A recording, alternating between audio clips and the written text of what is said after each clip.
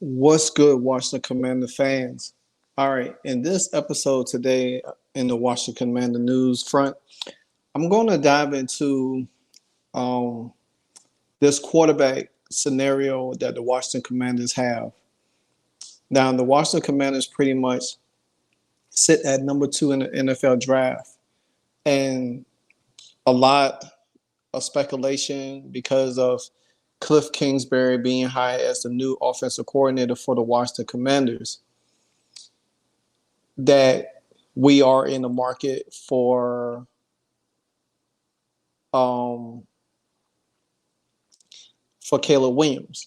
Now, during the time when we hired Cliff Kingsbury, the Twitter world definitely went ablaze. You know, everybody was talking about Caleb Williams this, Caleb Williams that.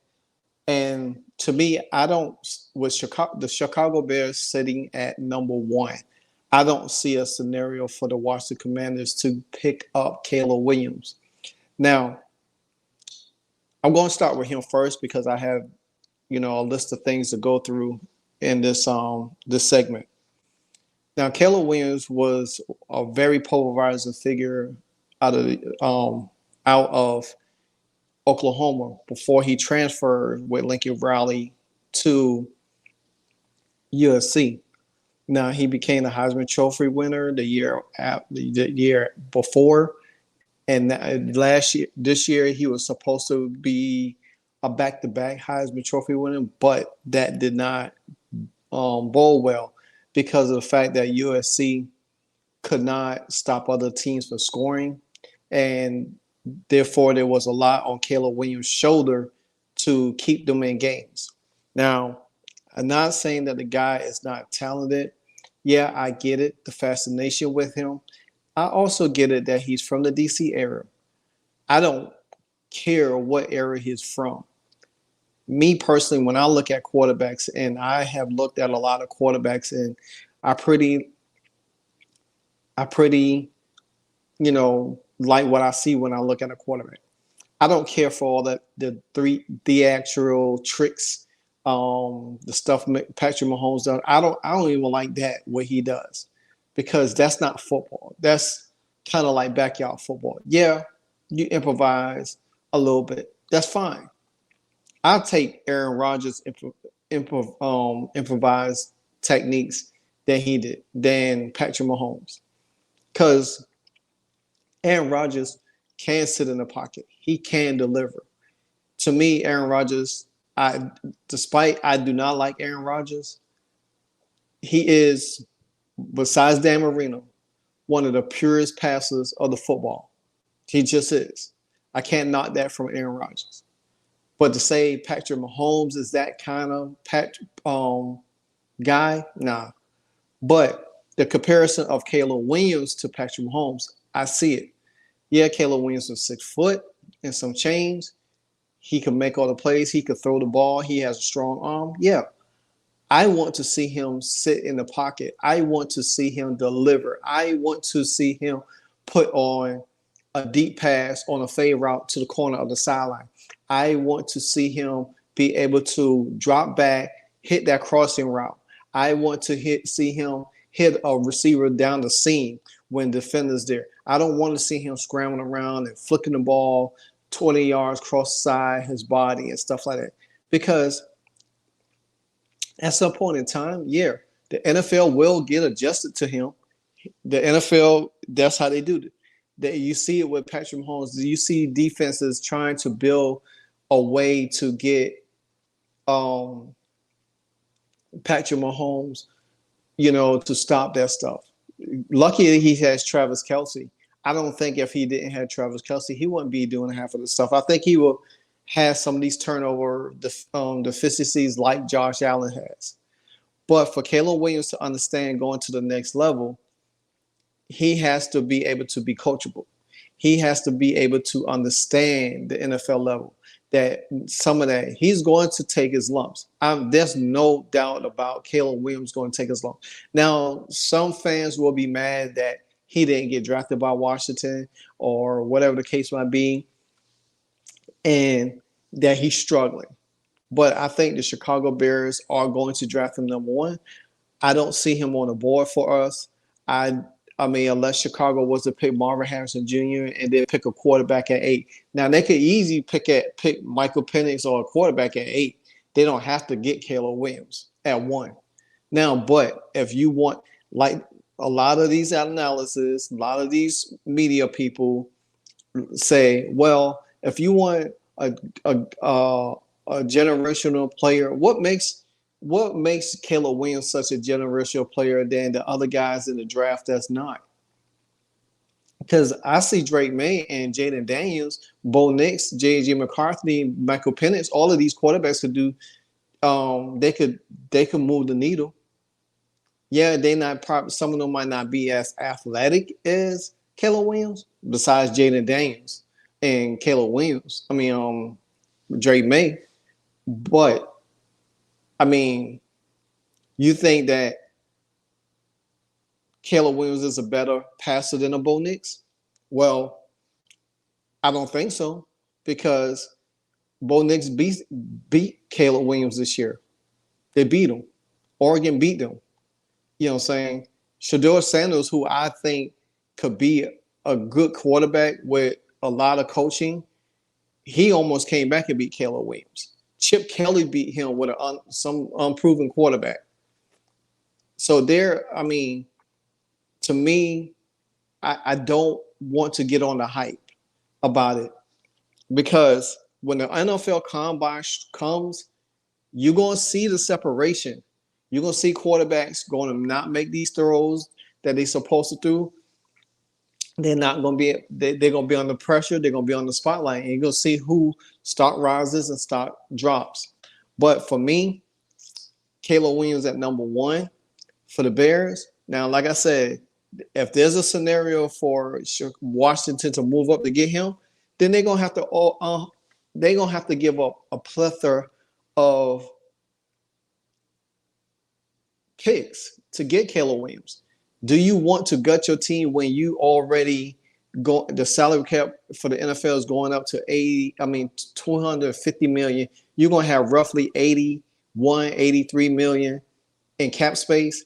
Plus, if you cut a few people on the team, you could push that all the way up to over 100. Come on. Yeah, I mean, really. You know what I'm saying? So I don't see Washington making that trade. Now, like I said, because the Bears going to pick Caleb Williams. Now, there's been reports say that Caleb Williams was not wanting to go to the Bears or whatever the case might be. I mean, like I said, we're still a month and a half away from the draft and the combine. You're going to see a lot of reports come out in weeks and weeks of time about Caleb to the Bears or not want to go to the Bears or whatever the case may be.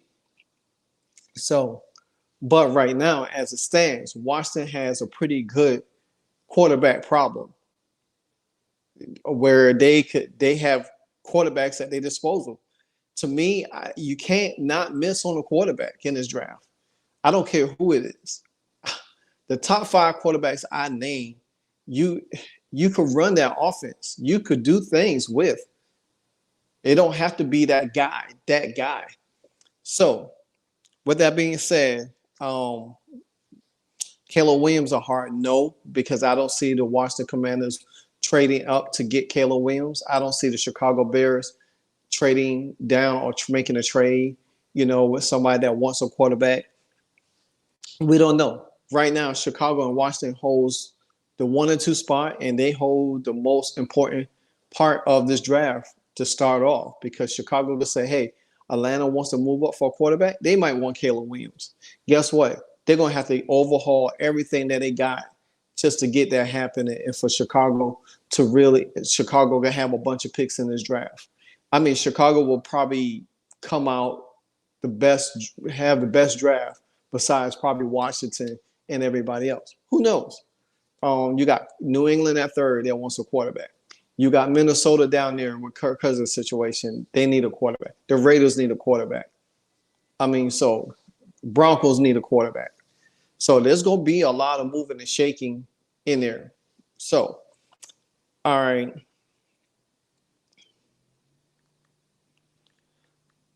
My next quarterback on the board is Drake May. Now,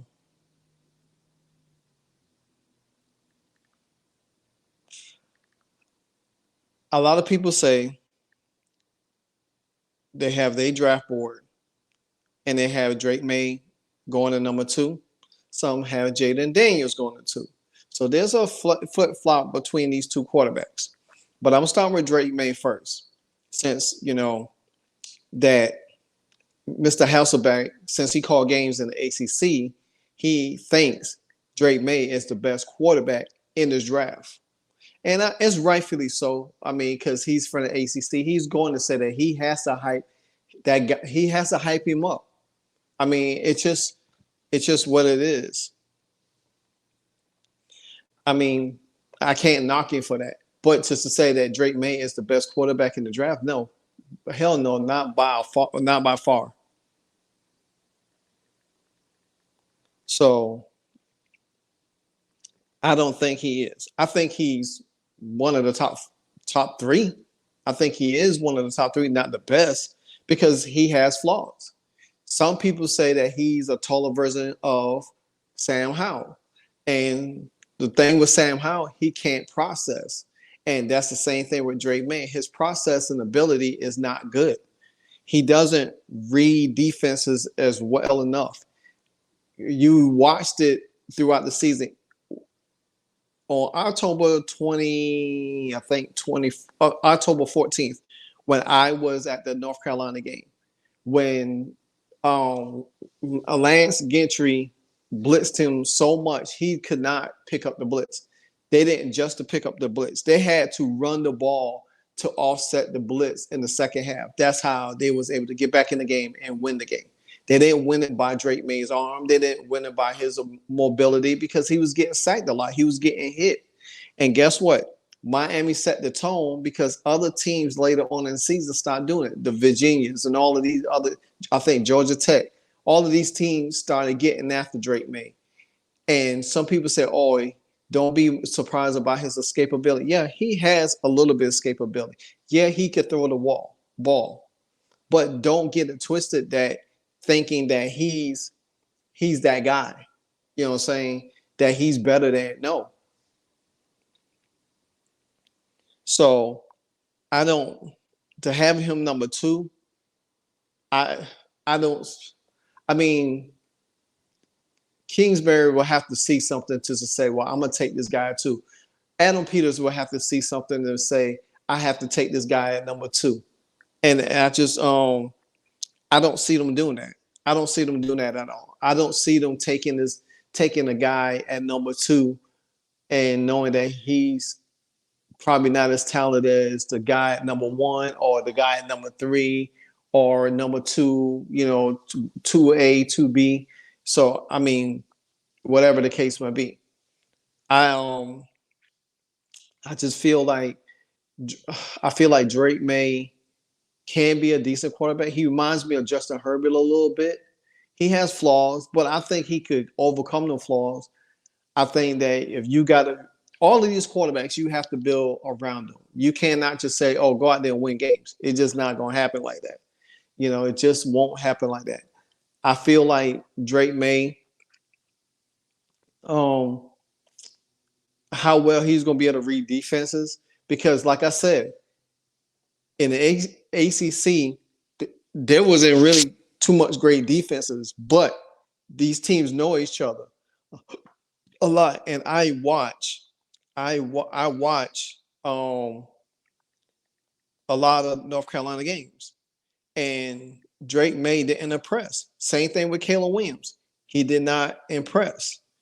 He did not impress at all. He did not impress. He didn't show that he could, make the throws that necessary, read defenses, especially when it was in the blitz package and all of that stuff like that. Now, I'm not saying he can't do, because the NFL speed is going to be totally different what it was in North Carolina. It's going to be totally different in that aspect. That's what I feel right there.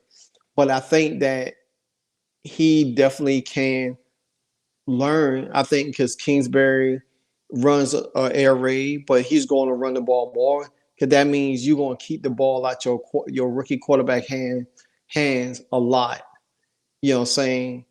Where he don't have to make a lot of mistakes. You want balance with these quarterbacks.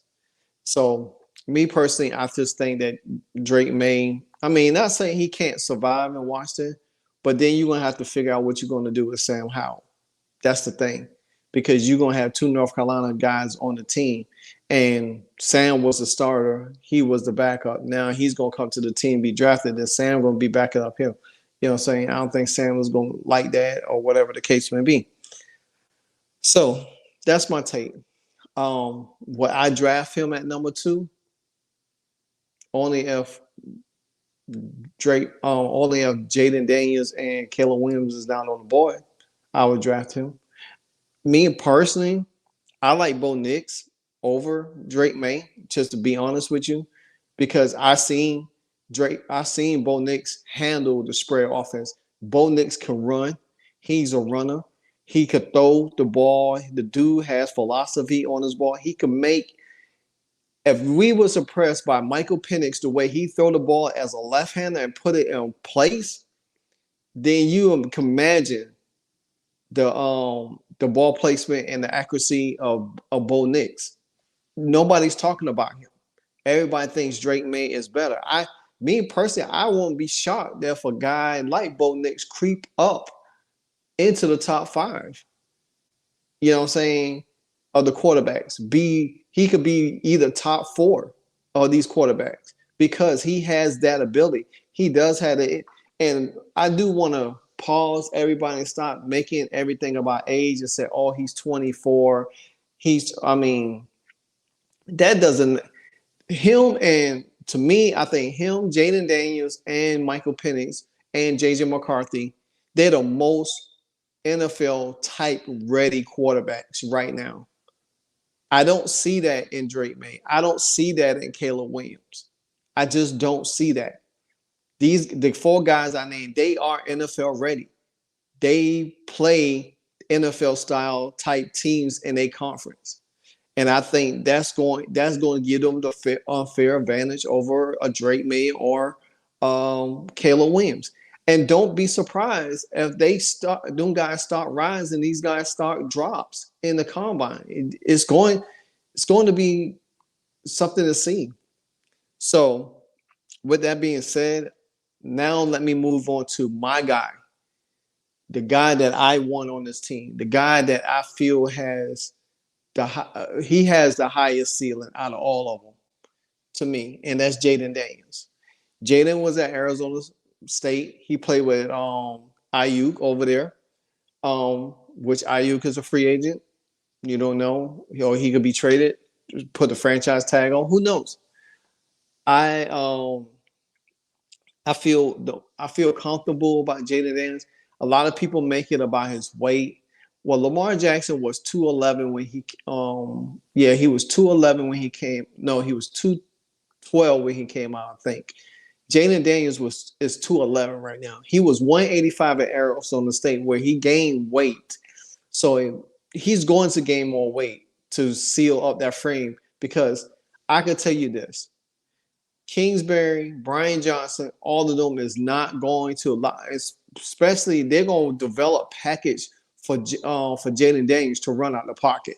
You best believe if we draft him at number 2, which I feel strongly about that they will draft him, you know what I'm saying? Brian Johnson, Kingsbury, they going to drop some nasty plays where he's going to be able to break out, get some yardage, and run out of bounds. He's not going to take them crazy hits that he took in college. He was just trying to be Superman. He had to carry his team. He carried his team. This dude had outstanding numbers to where he He shattered a lot of records. He did the same. He took the same route as Joe Burrow did. Joe Burrow, guess what? Transfer. Guess what he did? I think he transferred from Ohio State to LSU. Guess what he did? Won the Heisman Trophy, won a national championship. Now, Jaden Daniels didn't get a chance to win the national championship, but he won the Heisman Trophy. The dude is a baller. He might take unnecessary hits, and that's something that they will correct because he's going to be the franchise. And I think, and they say that one thing I can tell you, Jaden Daniels had the most prettiest deep ball there is in college football. I think him and Michael Penix, they throw some nice deep balls. Nice deep balls. I do want to see Jaden Daniels develop a little bit more in the precision passing game. And that's what we used to call it. Not so much of the over the middle, the slant routes. We used to call it precision passing, where you get a guy like Peyton Manning, Tom Brady, Drew Brees, Aaron Rodgers, when you check off at the line of scrimmage. And that's something that these quarterbacks got to learn how to do. They got to learn how to check off from the line of scrimmage and to adjust the play. And as soon as that guy breaks across the middle, they're able to put the ball on the money across the middle or run a slant from one side of the field to the next and lead that receiver to the ball for a catch and run. Deep ball, Jaden Daniels have that all day. I still think he could throw them sideline passes, but I want to see more. I'm really gonna pay attention closely to him in the combine. I'm gonna watch everybody, but I'm gonna just pay attention to him and everything, see how well he catches on. Because I remember a few years back when Josh Allen came out, Washington had a chance to draft Josh Allen. Josh Allen threw the deepest ball in the combine. Justin Herbert was on the table for us. We didn't get them. So now we're in a position to draft our franchise quarterback. And I feel like we cannot miss on it. No matter who the quarterback is, we can't miss. But my preference, Jaden Daniels. If it's somebody else, I'm still gonna be happy and support the team no matter what. There's talk about the Raiders are interested in Jaden Daniels and everything like that, but they're gonna have to move up a lot. They're gonna have to move to where Chicago or where Washington is and give up a lot to get Jaden Daniels. That's just my personal opinion on that situation. And I don't think Washington's gonna budge off the number 2 just to give the Raiders a shot to get the quarterback they might have. They might be locked on too. So that's just some of the things that I think could happen in. I think it could happen in this draft this year. I feel like some of it can be a little bit uneasy, a little bit, but nevertheless, there are things that we have to understand just to look at when we break down these quarterbacks, because they all very unique in their own different way. No matter how you cut it, who is your favorite or whatever the case will be, you're gonna be happy wherever quarterback we get. That's just my feeling. Now, that's scenario number 3. I do believe, like I said, I do believe we will draft Jaden Daniels. You know, he just will. I just think they want him. They could scheme a lot with him, especially when it comes to running the ball and passing the ball, and him utilize his legs. You're gonna have that Lamar type feel there. You're gonna have. He's way better than Jalen Hurts is. You ain't got to use that tush push or whatever, but you could use him to get him out the pocket to get a couple of yards, keep the defense uneasy. That's the kind of guy you really need to be able to create plays, to really master and putting pressure on a guy. Because especially if he could throw the ball really good, and that's one thing about Jaden Daniels. He's an underrated passer, and he could hurt you with the pass. So now, going into scenario number 4, this probably is an unpopular scenario, because a lot of people on Twitter, a lot of content creators have a strong feeling about this.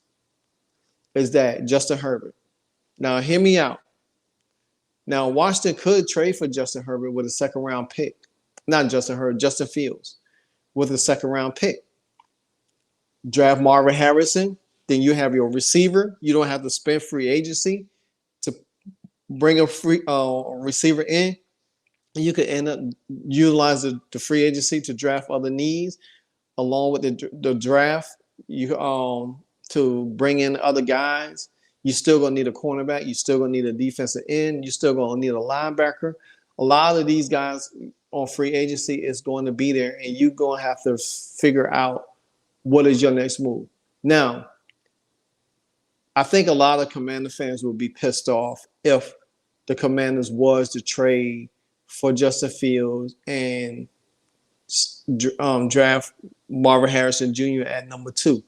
Me personally, I don't think I would be mad. I would be mad at it, but I could see the logic in the scenario in Adam Peterson thinking, so, well, you know what? Hey, we got a guy that we could build around.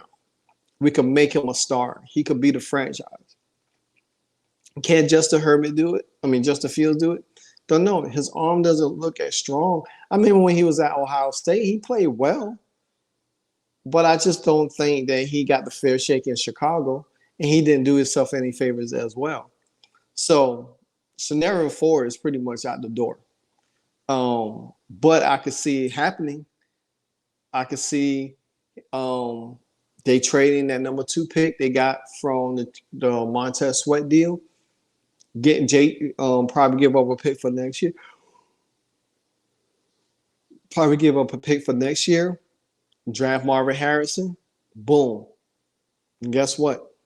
You got your quarterback, your wide receiver, with the other, especially if you're not planning on bringing Curtis Samuels back. That, and you're not sure about signing any of the other free agents and the draft. This move, honestly, this move could be the number 2 move. I would say drafting a quarterback is 1. Depends on, and they're gonna come down to Drake May or Jaden Daniels. Caleb Williams is gonna pretty much be off the board, and I'm just being honest with that. This move could be the number 2 or number 3 scenario pick because of the fact that Caleb Williams. Now they say Atlanta wants Atlanta wants Justin Fields. Pittsburgh might be interested in Justin Fields and everything like that.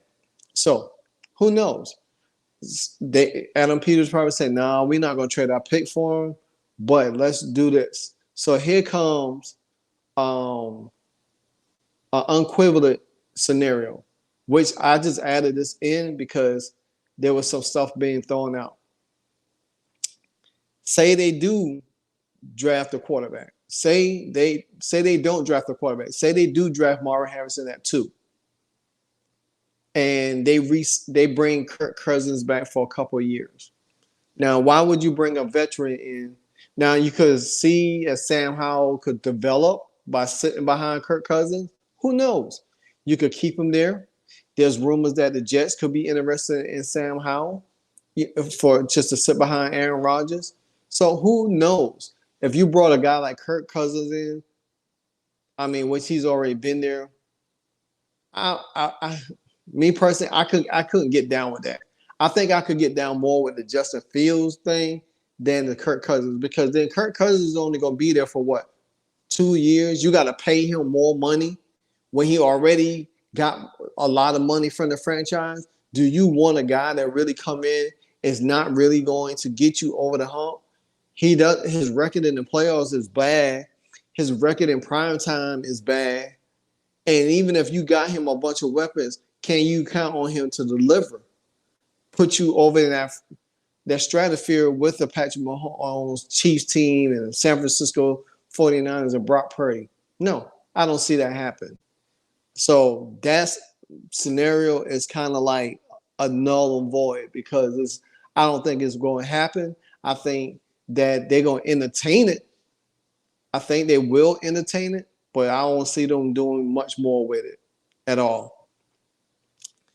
I mentioned about the salary cap. The Commanders will be having roughly 81 million to 83 million in cap space. That means they will look to cut a few people to get more cap money. You know what I'm saying? Probably over 100 million. And that will probably be the most cap space. They do have the most cap space now. I think what Chicago, the Raiders is 1, 2, and 3 behind us. So with that being said, but all in all, these are my scenarios. The draft, like I said, the combine starts in March. The draft starts in April. We definitely going to see where the Commanders' mind is at when it comes to these quarterbacks. What scenarios is going to work best for them? How they could get more draft picks? How they could get more draft capital? Who can they pick up a free agent? If they was to pick up a wide receiver and free agent, then they just draft a quarterback. If they draft a receiver, then that means they're going to trade for a quarterback. And most likely, they could get a veteran. They could get Russell Wilson. Don't know how much he got left in the tank as well. But why get guys that's recycled? Russell Wilson never wanted to play for us anyway. So, I mean, he had a chance to, but I'm not gonna pay him a whole slum of money because his performances have slipped for the last 2 years. So Kirk Cousins can't win primetime games, so he slipped. So I mean, teams gonna probably hold off on Kirk Cousins for the last few minutes, but I think they're gonna try to squeeze all they can to get somebody top tier. That's just my thing. But again, you guys can let me know what you think about it. You can let me know how this could play out for y'all and everything like that. And if it does, then we can see going to the next level. But until then, this your boy LiveWire Sports Entertainment. Oh, my bad. This your boy LiveWire Sports Media. And stay tuned for a lot of stuff that's coming in the next few weeks or so, especially with the combine. I'll be breaking down a lot of positions, start looking at where Washington can go. I got to look at their draft spot and pick out some guys that's there. So, and I'll be probably, and actually I'll probably be putting these in articles too. As I do a video, I will be breaking it down also in an article where you can get a little bit more reading detail. Until then, guys, stay blessed. One.